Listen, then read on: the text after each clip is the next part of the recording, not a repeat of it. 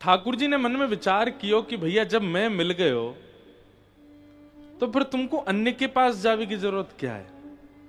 भाई साक्षात आपका यदि संबंध राष्ट्रपति से हो गया तो आप नीचे कार्यकर्ताओं के पास ही क्यों बैठे हो, उन्हीं को रिझाने में क्यों लगे हो, उन्हीं के साथ ही उठ बैठ क्यों रहे हो, उन्हीं के साथ ही आपका इतना वो क्यों है। जब सीधे संबंध उनसे ही है, जब सीधा डायरेक्ट नंबर आपके पास में राष्ट्रपति का है, तो आप किसी और को फोन क्यों करोगे।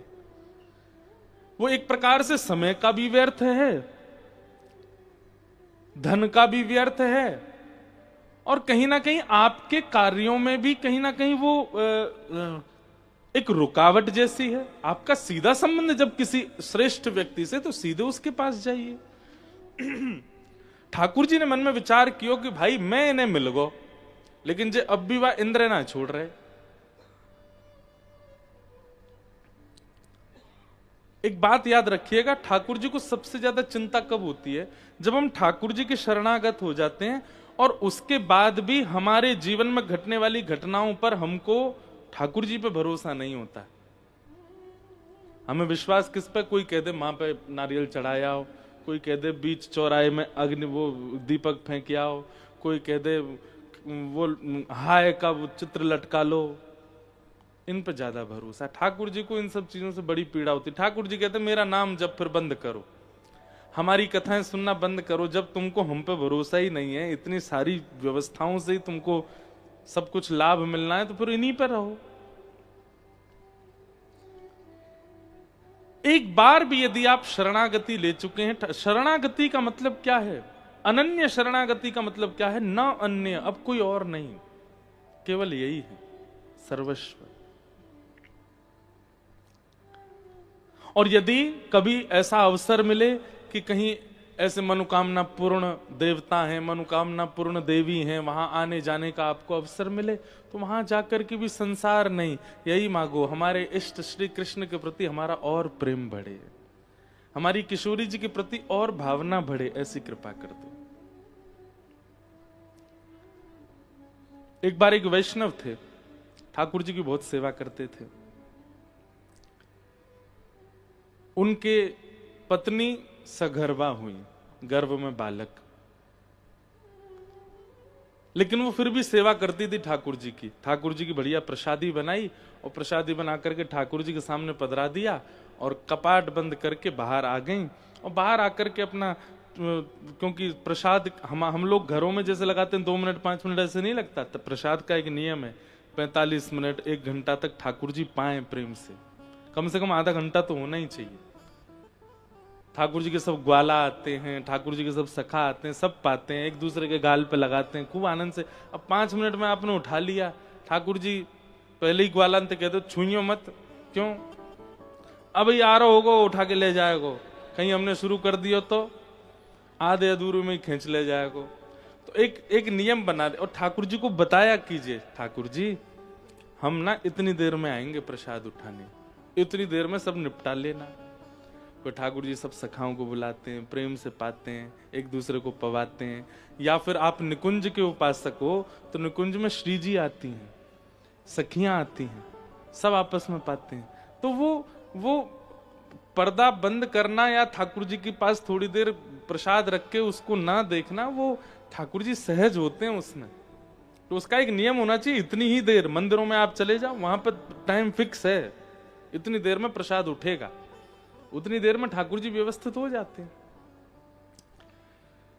तो प्रसाद रखने के बाद वो माता जी बाहर आ गईं, चौका बर्तन करने लगी, और उनके गर्भ में बालक था। तो वो एक तांत्रिक आया और वो द्वार पर आकर के कहने लगा, अपना भविष्य जानना हो तो मेरे पास आओ, अपने हाथ दिखवाने हो तो मेरे पास आओ, कितना धन है कितना, सब ऐसे बोलने लगा। वो अपनी सेवा में लगी रही। तभी वो तांत्रिक बोला, गर्भ में बेटा है कि बेटी ये नहीं जानना तुमको। बेचारी वो माता जी थोड़ी सी स्तब्ध हो गई। उन्होंने देखा, उठ के चली गई, कौन है बता दीजिए और दक्षिणा दो। कितनी दक्षिणा? बोले जो भी दक्षिणा दे दी। बोले पुत्र होगा। ओ माता जी तो बड़ी प्रसन्न हो गए। अरे ठीक है, वो तो पुत्री भी हो तो भी प्रसन्नता, लेकिन अब पता चल गया ना तो थोड़ा और मतलब आनंद है चित्त में। यहां ये घटना हुई, वो तांत्रिक जैसे ही गए तो मंदिर में भीतर ठाकुर जी की प्रसाद की थाली खूब जोर से गिरी और खूब जोर की आवाज आई। उनके पतिदेव वे दौड़े दौड़े गए, जाके देखा तो पूरी थाल गिरी पड़ी थी नीचे, खीर कढ़ी आदि सब फैल गए। माता जी बोली, मुझे लगता है बिल्ली है ना हमारे घर में, वो ही करके गई होगी। लेकिन जो उनके पतिदेव थे उनको आभास हो जाता था। बोले नहीं, ये कोई बिल्ली नहीं गिरा के गई है। ठाकुर जी का मुखमंडल देख करके ऐसा लग रहा है कि ठाकुर जी नाराज हैं। हमेशा ऐसा नहीं होता कि आपके घर में अगर कभी प्रसाद गिर जाए या हाथ से दीपक गिर जाए या आरती छूट जाए तो हम लोग कहीं ना कहीं ये सोचते हैं ठाकुर जी हमेशा नाराज नहीं है। ठाकुर जी, वो कोई वैष्णव ही बता सकता है कि नाराज में किया कि ठाकुर जी ने खेल के किया। कभी कभी खेल खेल में भी करते हैं ठाकुर जी। पर उन वैष्णव ने ठाकुर जी के मुखमंडल की ओर देखा और बोले, ठाकुर जी नाराज है, ये कोई बिल्ली नहीं गिरा के गई है। और कहीं ठाकुर जी के मुख से ऐसा लग रहा है कि हमारे द्वारा ठाकुर जी के प्रति अविश्वास प्रकट किया गया है। देवी सच बताना, कोई अविश्वास का कारण तो नहीं बनाना सुबह से। तो बोले नहीं, ऐसा तो कुछ नहीं। बोले फिर भी सोचो, कुछ ऐसा हुआ है आज जो पहले कभी नहीं हुआ।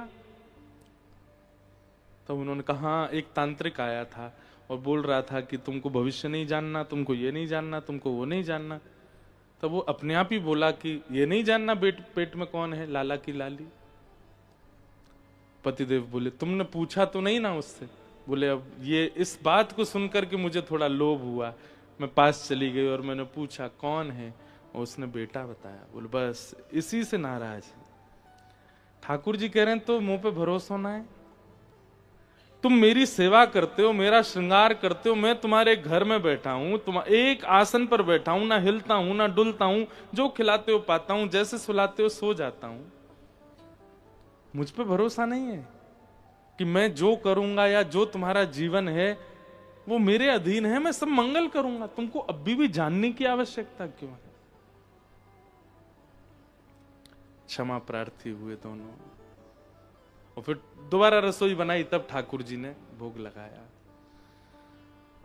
तो ठाकुर जी को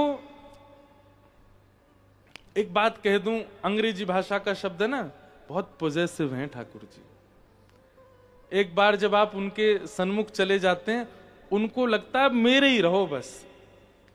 जैसे हमको लगता है ठाकुर जी का कि आप हमारे रहो, ऐसे ठाकुर जी को भी एक बार भी हम उनके सन्मुख जाते हैं ना, दोनों भुजा उठा करके श्री राधा रमन लाल, श्री राधा वल्लभ लाल, प्यारे कुंज बिहारी लाल, प्यारे गिरधर लाल कह करके जब पुकारते हैं ना और नतमस्तक होते हैं, तो फिर ठाकुर जी ध्यान रखते हैं।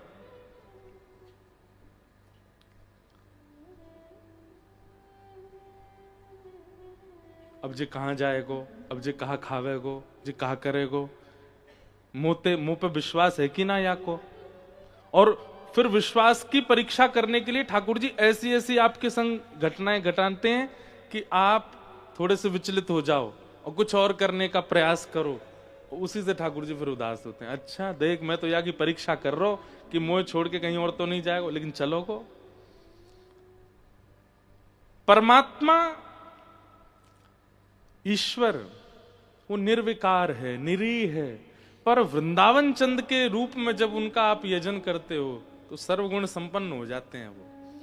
उनको पॉजेसिवनेस भी होती है, उनको प्रायोरिटी भी चाहिए, उनको अपनी केयर भी चाहिए, उनको ये भी है कि आप उनसे दूर ना जाओ, कहीं आपका अन्यत्र समय ना घटे, कहीं अन्यत्र आपका पैसा ना बर्बाद जाए। इन सब की चिंता ठाकुर जी को होती है।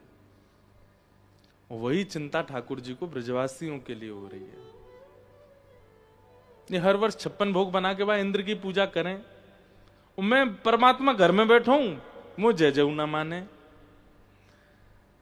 तो ठाकुर जी को यहां पदवी से दिक्कत नहीं है। ठाकुर जी को केवल यह है कि इतने ब्रजवासी इतना समय और इतना धन व्यय कर देते हैं एक देव को पूजने में जिसका कोई फल नहीं मिलने वाला इनको। क्या फायदा उसका? उसकी आराधना करनी चाहिए, उसकी पूजा करनी चाहिए जो आपका भाग्य बदलने की सामर्थ्य रखता हो। जो आपका भाग्य ना बदल सके उसकी आराधना कैसे? इसलिए हम वृंदावनियों के लिए एक ही ठाकुर है हमारो, श्री गोवर्धन नाथ, और कोई नहीं। और देवता चित्त न धरे।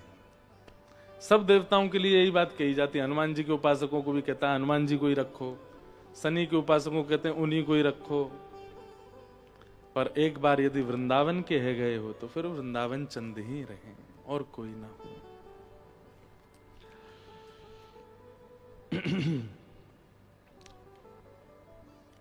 दूसरा, पूजा उसकी कीजिए जो भाग्य बदलना जानता हो। दूसरा, आराधना उसकी कीजिए, पूजा उसकी कीजिए जिसकी पूजा आराधना में सबकी पूजा हो जाए।